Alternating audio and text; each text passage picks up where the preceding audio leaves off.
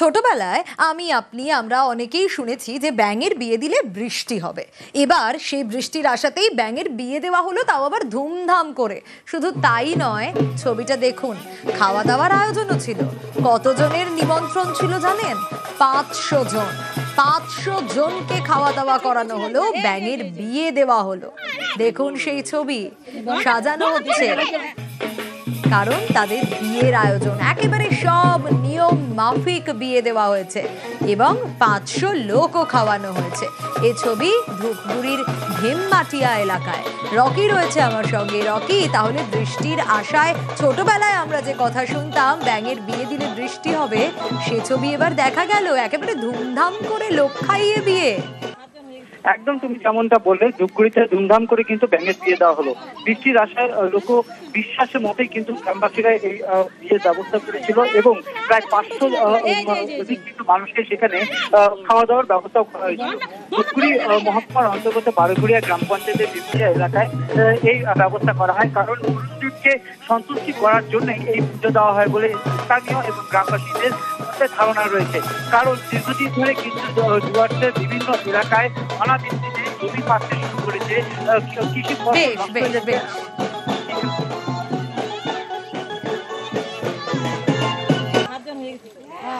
এখানে হচ্ছে ব্যাঙের বিয়ে। কি কারণে ব্যাঙের বিয়ে? যে আকাশের দুর্যোগে বৃষ্টি হয় না, হ্যাঁ, জমিতে জল নাই, পাটটা তোমার ডাঙায় পড়ি আছে, ডিগিতে জল নাই, হ্যাঁ, এই জন্যে মহিলারা পুরুষরা আমরা ব্যাঙের বিয়ের উদ্যোগ নিয়েছি। ডেবরার দিকে নজর রাখবো, কারণ জলমগ্ন আগাছায় ঢাকা শ্মশান, আর তাতে স্বাভাবিকভাবেই হয়রানি, কারণ শ্মশান লাগোয়া রাস্তায় জল জমেছে, তাতে আর এক ভোগান্তি। ডেবরার সত্যপুরের ছবি আপনাদের দেখাচ্ছি। দিগ্বিজয় রয়েছে আমার সঙ্গে। দিগ্বিজয়, শ্মশানের সামনে এরকম অবস্থা কেন, কি কারণ? এখানে স্থায়ী চুল্লিও নেই, সে দাবিও তো জানানো হচ্ছে। প্রশাসন কি বলছে? দেখো সোনিয়া, ইতিমধ্যেই কিন্তু এই নিয়েই এলাকাবাসী তারা কিন্তু স্থায়ী শ্মশান এবং শ্মশানে যাওয়ার যে রাস্তা, সেই রাস্তা তৈরির দাবি করছে। পশ্চিম মেদিনীপুর জেলার ডেবরা ব্লকের 3 নম্বর সত্যপুর গ্রাম পঞ্চায়েতের তেঘরি এলাকা। অস্থায়ী শ্মশান, প্রায় 30 বছর ধরে সেখানেই সব দাহ চলছে এবং বর্ষার সময় হাঁটু জল, কোথাও 1 কোমর জলে পেরিয়ে সেই শ্মশানে যেতে হচ্ছে এবং দাহ করতে হচ্ছে। এলাকাবাসীরা বারবার জানিয়েছে বিভিন্ন জায়গায় কোনো লাভ হয়নি।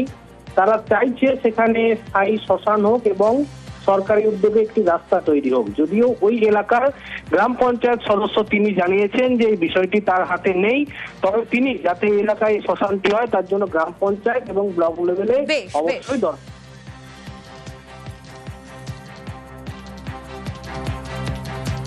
পঞ্চায়েত হিসেবে আমি এটাই বলবো যে এটা দীর্ঘদিনের সমস্যা, আমাকে গ্রামবাসীরা জানিয়েছে এবং আমিও সেই গ্রামের বাসিন্দা, আমিও ওই অসুবিধায় পড়ি, একই সঙ্গে ওদেরই সঙ্গে থাকি।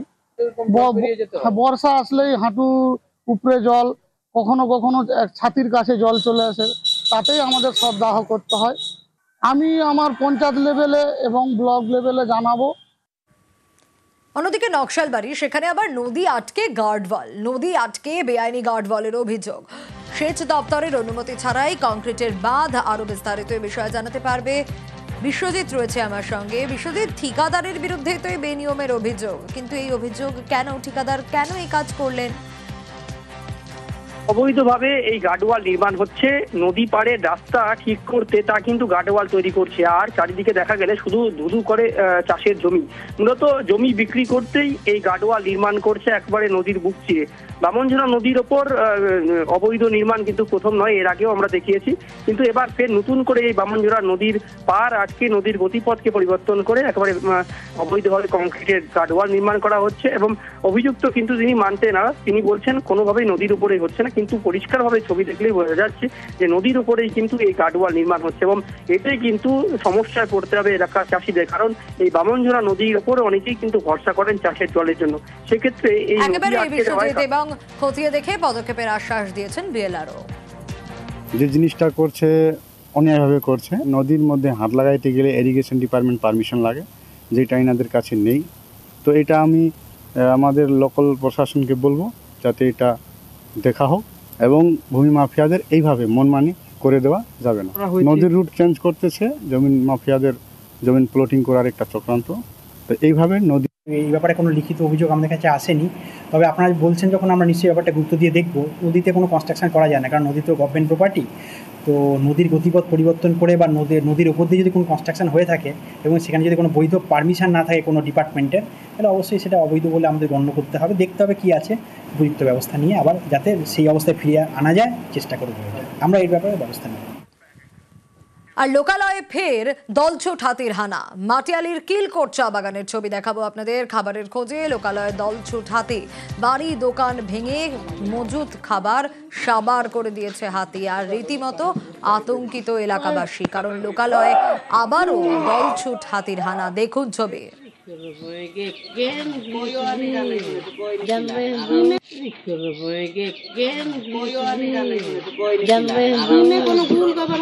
Này, mày nhá cái lạc gì mà?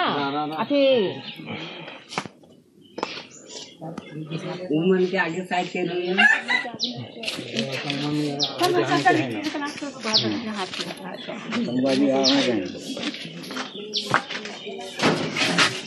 Egra ইসকনের হারানো টাকা ফেরালো পুলিশ। বাইক থেকে পড়ে যায় প্রণামীর 7 লক্ষ টাকা। ব্যাংকে টাকা জমা করতে যাচ্ছিলেন ভক্ত, মাঝপথেই টাকা ভর্তি ব্যাগ পড়ে যায়। ব্যাগটি তুলে নেয় অন্য বাইকের চালক। আর এবার সেই ব্যাগের হদিশ পাওয়া গেল। কিভাবে পাওয়া গেল, পঙ্কজ আরো ডিটেল জানাতে পারবে। পঙ্কজ, দেখো শুনে একেবারে এগরা ইসকন রয়েছে, যেখানে রথযাত্রা উপলক্ষে তাদের ভক্তদের যেখানে প্রণামী বাক্সে পড়েছিল 7 লক্ষ টাকা। আর সেই 7 লক্ষ টাকা কিন্তু যে ইসকনের যে মহারাজরা ছিলেন তারা কিন্তু ব্যাংকে জমা করতে গেছিলেন। সেই সময় কিন্তু যেখানে বাইকের পেছনে থাকা ব্যাগ কিন্তু পড়ে যায় এগরা হরিপুর রাস্তায়। সেখানে রাস্তা থেকে সেই ব্যাগ পড়ে যাওয়াতে একজন বাইক আরোহী সেই ব্যাগটি পুড়িয়ে রাখে। গত 7 তারিখের ঘটনা, 7 জুলাইয়ের ঘটনা। তারপরে কিন্তু পুলিশের দ্বারস্থ হয় সেই ইসকনের প্রভুরা, অর্থাৎ মহারাজারা তারা দ্বারস্থ হয়। তখন পুলিশ তাদেরকে তদন্ত করে, তাদের এগরা শহরে যে সমস্ত সিসি ক্যামেরা ফুটেজ ছিল তা চিহ্নিত করে যে ব্যক্তি ওই ব্যাগটি পুড়িয়েছিলেন, 7 লক্ষ ভর্তি যে ব্যাগটি পুড়িয়েছিল সেই ব্যক্তিকে হুদিশ করে সেই ব্যক্তির কাছ থেকে 7 লক্ষ টাকা উদ্ধার করে আজকে পুলিশ তাদের যে ইসকনের যে মহারাজরা ছিলেন তাদের হাতে এই 7 লক্ষ টাকা তুলে দেন। এবং ইসকনের পক্ষ থেকে যেটা দাবি জানাচ্ছে বা বলছেন যে এগরা থানা পুলিশের যে একটি বড় সাফল্য, তারা একেবারে সিসি ক্যামেরার ফুটেজ দেখে এবার ব্যাগের হদিশ পাওয়া গেল। ইলেকট্রনিক যে ডিভাইস আছে সেই ডিভাইসের মাধ্যমে আমরা দেখতে পাই যে একজন ব্যক্তি সেই ব্যাগটা পেয়েছে আর কি। তখন আমরা সেই ব্যক্তি যে পেয়েছে তার মোটরসাইকেল তার ছিল, সেই মোটরসাইকেল নাম্বার ধরে আমরা সেই ব্যক্তির খোঁজ পাই এবং তিনি ওই ব্যাগ সমেত আর টাকা যে ছিল পুরোটাই আমাদের কাছে তিনি ফেরত দেন।